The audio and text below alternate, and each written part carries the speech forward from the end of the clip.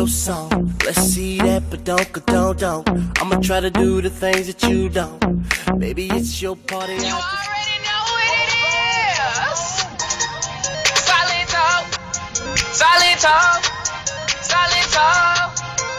Gonna do it for me. Now watch me whip.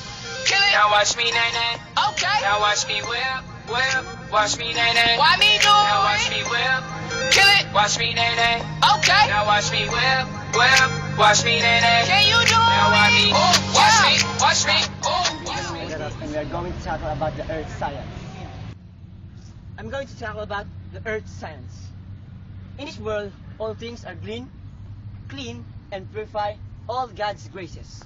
But you know, there is sometimes what we call natural hazard or natural disaster caused by us.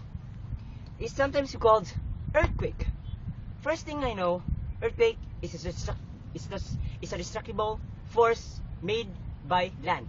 You know, earthquake is a phenomenon that cannot be prevented because we don't know how or when it will strike us.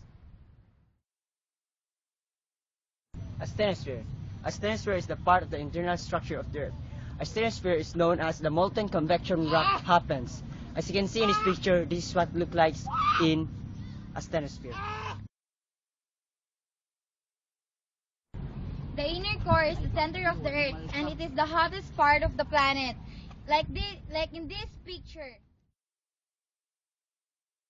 Outer core is part of the internal structure of the Earth. As we know, outer core is a liquid layer about 2,300 kilometers thick that composed of iron and nickel that lies above the Earth's solid inner core and below its mantle. As you can see in this picture, this is what it looks like in inner core.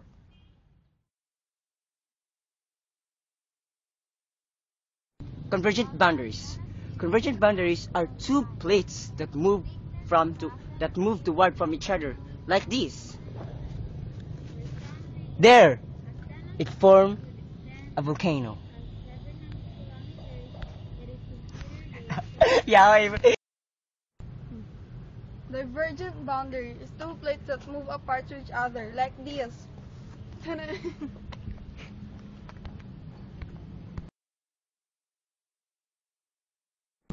The transform boundary is the two plates that slides past to each other, like this. For example, this is an example, like this to this, ganyan. How do volcanoes form? Deep inside Earth, between the molten iron core and the thin crust of the surface, is a solid body of rock called mantle. When rock from the mantle melts, moves to the surface through the crust, and releases pent-up gases, volcanoes erupt. Extremely high temperature and pressure causes the rock magma. When a rock body of magma is formed, it rises through the denser rock layers towards Earth's surface. Magma that has reached the surface is called lava.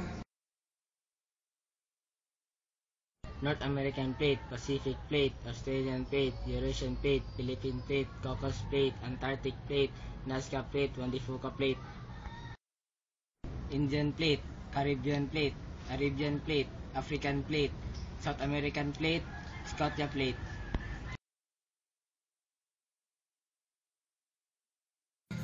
Let's tackle about West Valley Fault. But before we proceed, what is a fault? Fault is a planar fracture or discontinuity in a volume of rock across which there has been significant displacement as a result of rock mass movement. Large faults within the Earth's crust result from the action of plate tectonic forces, with the largest forming the boundaries between the plates, such as subduction zones or transfer faults. The West Valley Fault, also known as the Marikina Fault, is a dominantly dextral slide slip fault system in Luzon, Philippines. It extends from Dingalan, Aurora in north and runs through the cities of Quezon, Marikina, Pasig, Makati, Parañaque, Taguig, and province of Laguna and Cavite. It has been 357 years since it has moved in 1658, so there must be a possibility that it will come back soon.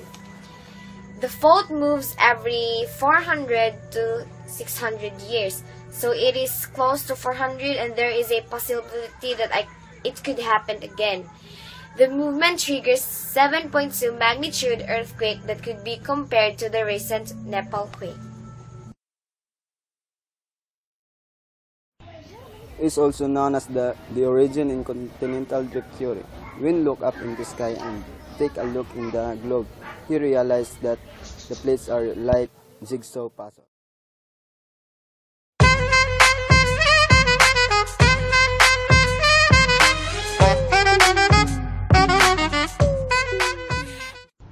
If there is an earthquake, what would you must supposed to do? Whoa. Stop. Step 1. Don't panic. Step 2. Find a place that is so open area like this and get away from building fast and do the duck so that no one or debris will fall down like the post. You'll see the currency and the electric. That's all.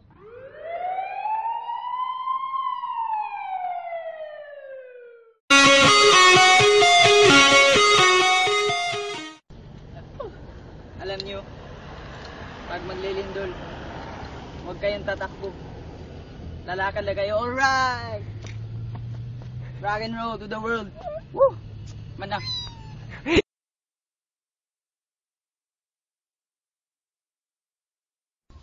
Ito po si Paolo Muri, galing sa Jologs Rescue Team. Ipapakita ko sa inyo kung paano maghanda ayon sa kuna. Ito ang first aid kit, ito naman second aid kit. Joke lang yun. Ito ay flashlight kung sakaling hindi kayo makita sa dilim. Buksan naman natin yung isa.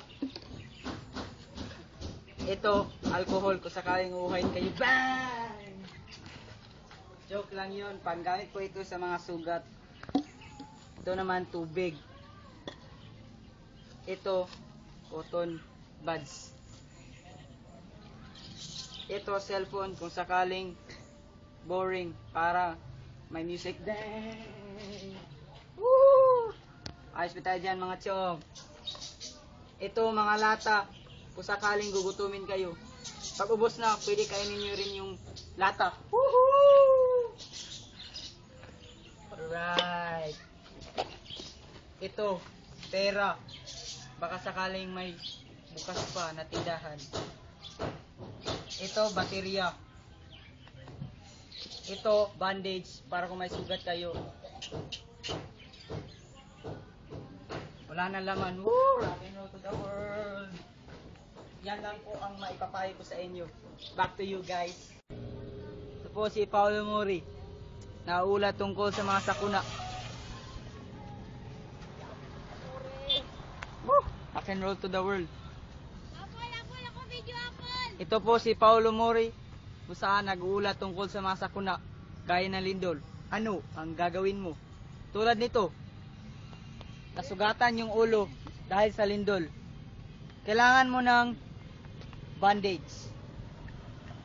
Dahan-dahan mong ibalot sa ulo niya hanggang hindi na siya makahinga. Gigo, push mo yan. Pero joke lang yun. Ang totoo, dapat dito sa taas ng ulo mo ibabalot. Sa noo dapat. Sa noo. Sa noo pala, sorry. Dahan-dahan mong ibalot. Rock and roll to the world. Okay, ayos ba tayo dyan mga chong? Ibabalot mo siya. Tapos Huwag mong na, hipitin, baka lumala yung sugat. dapat hinay-hinay lang. Tama, hinay-hinay lang. Tapos ayan. Like Mylen. Like. Ay, ate. Rock and roll to the world. Asa man ko? Wala na? Ay, lawa. Nila kung tunay ng pagsinta. Wala pelikula, happy ending pa. Ikaw nga ba si Mr. Right? Ano ang ginagawa niyo dyan? Tara!